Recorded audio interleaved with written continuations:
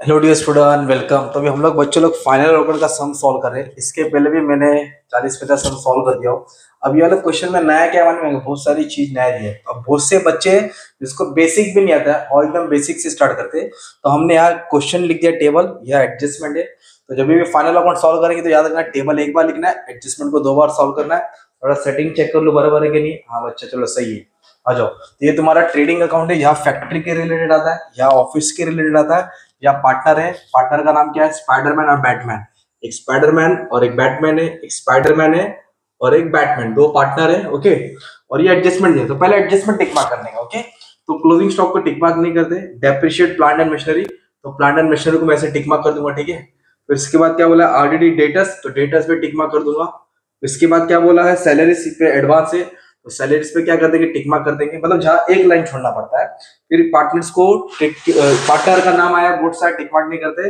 Outstanding wages, तो wages को tick mark, मतलब इसको इनर कॉलम में लिखेंगे। तो सबसे पहले इसको दुल्हन के जैसा सजा देंगे। ओके। ट्रेडिंग अकाउंट पूरा फैक्ट्री के रिलेटेड रहेगा, या ओपनिंग स्टॉक आएगा। तो क्रेडिट में क्या लिखेंगे हम लोग? By closing stock. आपकी अच्छी राइटिंग में लिख देने का, मेरी राइटिंग थोड़ी खराब है, थोड़ा एडजस्ट करना है। By closing stock. फिर डेबिट में आता है परचेस, हमेशा फिक्स लिख दो। परचेस मतलब माल आया, इधर लिखेंगे बाय सेल्स। और याद रखो, परचेस सेल मतलब बेचा, परचेस से परचेस रिटर्न क्या होगा दोस्त? माइनस होएगा। ये मेरा इनर कॉलम है। और सेल्स से सेल्स रिटर्न क्या होगा? माइनस। अगर नहीं रहेगा तो डैश मार्क अमाउंट बाहर डाल देंगे। और इधर लिखने का डेबिट से drawing, D for dog, D for debit, D for drawing. Drawing मतलब पर्सनल एक्सपेंस, इधर लिखेंगे capital. Partners capital, Spiderman Batman by balance brought down. Fan बन के इसलिए पसीना आ रहा है, तो टेंशन मतलब मैं सब सॉल्व करा दूंगा। चलो आ जाओ, अब स्टार्ट करते बिल्डिंग। तो मेरे पास बंगला है, गाड़ी है, बैंक बैलेंस है। बिल्डिंग क्या होता है? प्रॉपर्टी होता है। प्रॉपर्टी क्या रहेगा? तुम्हारा एसेट। इधर लिखेंगे बिल्डिंग, फुल फॉर्म लिख देना। बिल्डिंग अमाउंट है 4 लाख। एडजस्टमेंट नहीं है ना, इसके लिए उसको हम लोग कहा लिखे? बाहर लिखे, आउटर कॉलम में लिखे। फिर बोला है प्लांट एंड मशीनरी, बंगला, गाड़ी, बैंक बैलेंस। तो मशीनरी एसेट होता है, इधर लिख दिया प्लांट एंड मशीनरी।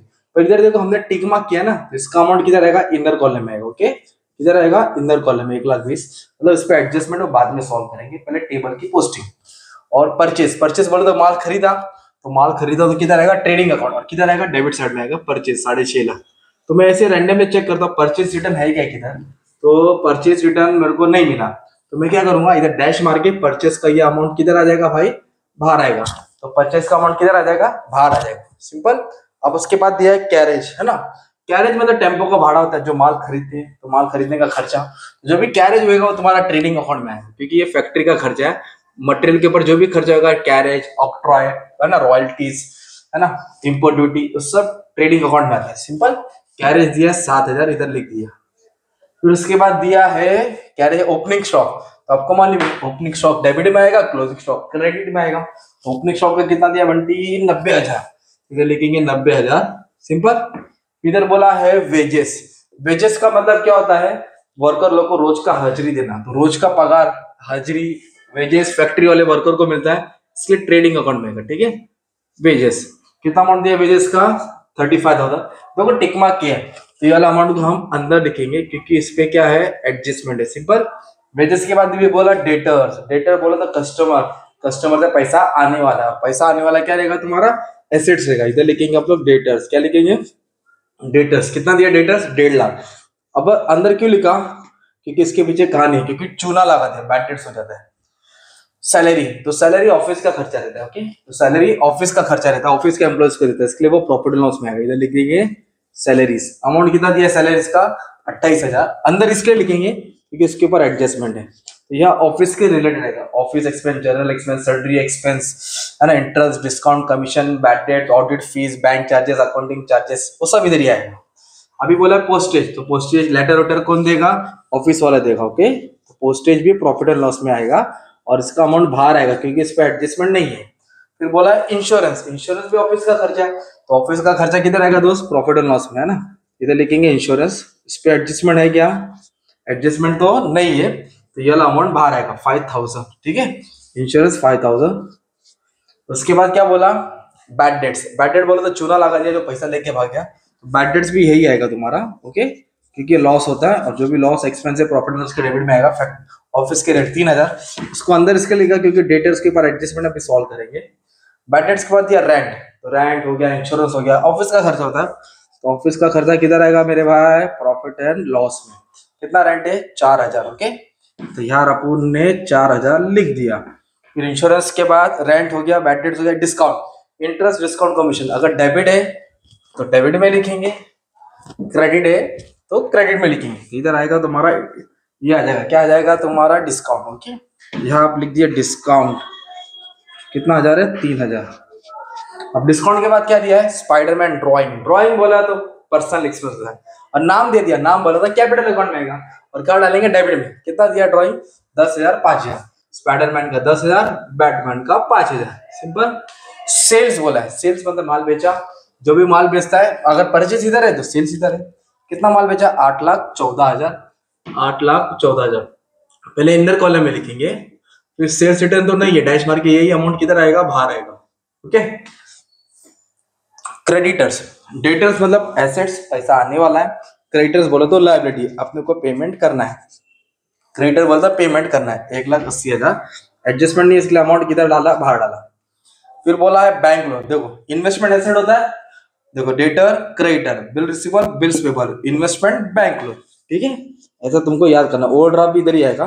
कितना लोन लिया है, क्रेडिटर्स हो गया 20,000, बैंक लोन। ओके, इधर 20,000 लिख दिया अपन ने। अभी इधर बोला कैपिटल, नाम, नाम बोला तो नाम में आएगा, और कैपिटल का बैलेंस क्रेडिट है इसलिए क्रेडिट में आएगा। और कैपिटल को कैसे लिखते हैं, by balance brought down, 3 lakh, और कितना है ये, 2 लाख है, तो इधर लिख दिया 3 लाख। ओके, और ये है 2 lakh, 3 lakh 2 lakh capital, by balance brought down, हाँ 2 लाख है। ठीक है, इधर तक अपना क्या हो गया, पोस्टिंग हो गया। टेबल, तो टेबल को कितना बार लिखा अपन ने, 1 बार। अब एडजस्टमेंट को 2 बार लिखना है। तो फर्स्ट एडजस्टमेंट बोला क्लोजिंग स्टॉक, तो क्लोजिंग स्टॉक को 2 बार लिखेंगे। तो जिसको आता है तो अच्छी बात है, जिसको नहीं आता रिवर्स करा देता हूँ। तो 2 बार बोले तो ट्रेडिंग के क्रेडिट और एसेट। क्लास में अकेला कोई नहीं है, लेक्चर शांति में रिकॉर्ड कर रहा हूँ, बच्चे लोग को पहले पढ़ा दिया था। तो क्लोजिंग स्टॉक ट्रेडिंग के क्रेडिट और एसेट्स में, तो क्लोजिंग स्टॉक ट्रेडिंग के क्रेडिट में। ओके, स्टॉक ट्रेडिंग के क्रेडिट में आता है, क्योंकि ओपनिंग डेबिट है तो क्लोजिंग क्रेडिट, और स्टॉक बचता है तो तुम्हारा एसेट रहेगा। स्टॉक बचेगा तो किधर रहेगा, एसेट। तो थोड़ा नीचे लिख देने, किधर लिख देने का, क्लोजिंग स्टॉक, कितना अमाउंट, 1,10,000। बदोबदी बदोबदी 2 बार लिख देना भाई, एडजस्टमेंट 2 बार। तो कहा लिखा, ट्रेडिंग के क्रेडिट में, और दूसरा इफेक्ट एसेट्स में, सबको याद करना है। फिर बोला depreciate plant and machinery 10%। Depreciate का मतलब वैल्यू कम हो गई, घट गई, तो वैल्यू कम हो गई ना, उसको माइनस करना पड़ेगा। तो लिखिएगा माइनस डेप्रिसिएशन 10%। तो 10% बोले तो क्या करेंगे, एक जीरो छुपा देंगे। 1,20,000 का 10% 12,000 आएगा। अब इसको माइनस करेंगे तो 1,08,000 आ जाएगा। ओके, और एप्रिशिएटेड मतलब वैल्यू बढ़ जाती है तो ऐड करेंगे। तो एसेट्स में अपने माइनस किया ना, तो एसेट्स कम हो गया, प्रॉपर्टी कम हो गया। एसेट्स में जो भी माइनस करेंगे दूसरा बैग प्रॉफिट एंड लॉस के डेबिट में आएगा। चलो बोलो, एसेट्स में जो भी माइनस करेंगे दूसरा बैग प्रॉफिट लॉस के डेबिट में आएगा। थोड़ा जोर से बोलो कमेंट में, कमेंट में नहीं बोलो कि घर वाला सुनना चाहिए। एसेट में माइनस किया, दूसरा बैग प्रॉफिट लॉस के डेबिट में, तो लिखेंगे to depreciation on plant and machinery. Amount कौन सा लिखने का, जो माइनस किया, 12,000। ठीक है, ओके। फिर आरडी कितना वाला, 5% डेटा। आरडी मतलब डाउट है, पैसा आने वाला नहीं है। किस पे, डेटर्स पे। कितना, 5%। तो डेटर्स पे 5% चूना लगने वाला है, तो न्यू आरडी बोलेंगे। ये भी क्या आएगा, माइनस होगा। तो 10% 15,000 है, 15,000 का आधा 7,500, 142,500 आएगा। एसेट्स में क्या करेंगे, माइनस। मैंने क्या बोला, एसेट्स में जो भी माइनस करेंगे दूसरा इफेक्ट प्रॉफिट एंड लॉस के डेबिट में आएगा। तो इधर ऑलरेडी बैड डेट्स है तो इसको ही ऐड करना है। इधर लिखेंगे प्लस न्यू आरडी। एक पहले 3,000 लेके भागा, अभी 7,500 का डाउट है, तो टोटल 10,500 का नुकसान। तो डेटर्स और डेप्रिसिएशन एक ही जैसा माइनस करेंगे, दूसरा इफेक्ट इधर डाल देंगे प्रॉफिट एंड लॉस के डेबिट में। एसेट्स में माइनस किया, दूसरा इफेक्ट इधर आएगा क्योंकि प्रॉपर्टी कम होती है।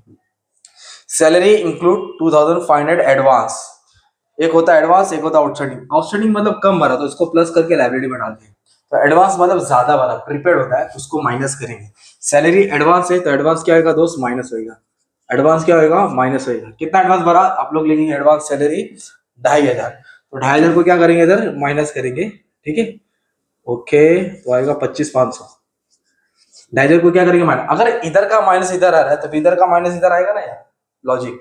क्योंकि खर्चा कम हो रहा है, तो जब खर्चा कम होता है तो तुम्हारा एसेट्स होता है। तो याद रखना, कभी भी एडवांस रहता है ना, एडवांस प्रीपेड, वो तुम्हारा एसेट्स रहेगा। क्या रहेगा, एसेट्स रहेगा। 2,500 को आपको एसेट्स में लिख देने का। अभी फोर्थ क्या नाम, वैसे मैं 6 कर था, आउटस्टैंडिंग। आउटस्टैंडिंग मतलब 3,000 कम भरा, अनपेड है, पेंडिंग है, आउटस्टैंडिंग है, तो कम भरा तो देना पड़ेगा। तो आउटस्टैंडिंग प्लस होता है। आउटस्टैंडिंग क्या होता है, प्लस। तो देखेंगे आउटस्टैंडिंग वेजेस, कितना आउटस्टैंडिंग वेजेस है दिया है 3000, तो 3000 इधर ऐड करेंगे तो 38 होएगा, कितना आएगा 38। तो आउटस्टैंडिंग बोले तो खर्चा, तो ये भी खर्चा होता है, ये भी खर्चा, ये फैक्ट्री का, ये ऑफिस का। खर्चा बढ़ा ना तो कर्जा होता है, और खर्चा कम हुआ तो एसेट्स। खर्चा बढ़ा तो कर्जा, खर्चा कम हुआ तो एसेट्स। तो आउटस्टैंडिंग बोले तो लायबिलिटी होता है। तो लिखेंगे आउटस्टैंडिंग वेजेस, अमाउंट कितना आएगा 3000 आएगा, जो इधर दिया रहता है 2 बार लिखते हैं, सिंपल। तो आउटस्टैंडिंग को प्लस करके लायबिलिटी में डाला, एडवांस पेमेंट को माइनस करके एसेट में डाला। फर्स्ट किया, सेकंड किया, थर्ड किया, फिफ्थ किया, सिक्स नहीं फोर्थ किया, सिक्स किया, फिफ्थ बाकी है। फिफ्थ क्या नया एडजस्टमेंट है, इंटरेस्ट ऑन कैपिटल निकालना है पार्टनर पे 5%। मतलब जो कैपिटल है ना उस पर इंटरेस्ट दे रहा है। तो अगर ड्रॉइंग है तो यहाँ लिखेंगे इंटरेस्ट ऑन ड्रॉइंग, कैपिटल है तो यहाँ लिखेंगे, तो यहाँ लिखेंगे bye interest on capital, full form लिख देना 5%। 10% 30,000 आएगा, 30 का आधा 15,000, 5% 10% 2,000 आएगा, 20,000 आएगा। 10% 1 0 छुपाएगा तो 20 का आधा 10,000। तो इंटरेस्ट जहाँ कैपिटल वहाँ इंटरेस्ट ऑन कैपिटल, हाँ जहाँ ड्रॉइंग है वहाँ इंटरेस्ट ऑन ड्रॉइंग है। अगर इंटरेस्ट ऑन ड्रॉइंग बोला रहता तो हम लोग निकालते, फिलहाल नहीं बोला छोड़ दो। तो एडजस्टमेंट को 2 बार लिखते हैं। तो ये इफेक्ट कहाँ लिखा, क्रेडिट में लिखा, ओके। तो दूसरा इफेक्ट डेबिट में आएगा, क्योंकि इंटरेस्ट पे करना, इंटरेस्ट क्या करना, पे करना। इधर लिखेंगे interest on capital, Spiderman Batman कितना है 15 और 10, स्पाइडरमैन को 15, बैटमैन को 10, तो टोटल कितना 25,000 इंटरेस्ट देना है। तो इंटरेस्ट का, इंटरेस्ट ऑन कैपिटल क्रेडिट है, तो दूसरा में किधर रहेगा, डेबिट में। हाँ अगर इंटरेस्ट ऑन ड्राइंग वाला रहता डेबिट में आता, डेबिट से किधर आता, क्रेडिट में आता। ये कुछ एडजस्टमेंट अपन ने सॉल्व किया। अभी रही बात टोटल, तो इसको इससे माइनस करेंगे तो आपको ग्रॉस प्रॉफिट मिलेगा। तो ग्रॉस प्रॉफिट का आंसर, नेट प्रॉफिट का आंसर, बैलेंस शीट का टोटल कमेंट में डाल दो। बाकी लोग को टोटल अच्छे से बुक में लेके प्रैक्टिस कराऊंगा। ये सम तुम्हारे लिए अच्छा खासा मैंने सॉल्व करा दिया, अच्छे से पढ़ लेना। 12 मिनट में पूरा सम अच्छे से सॉल्व कर, okay. Thank you very much, all the best for exam.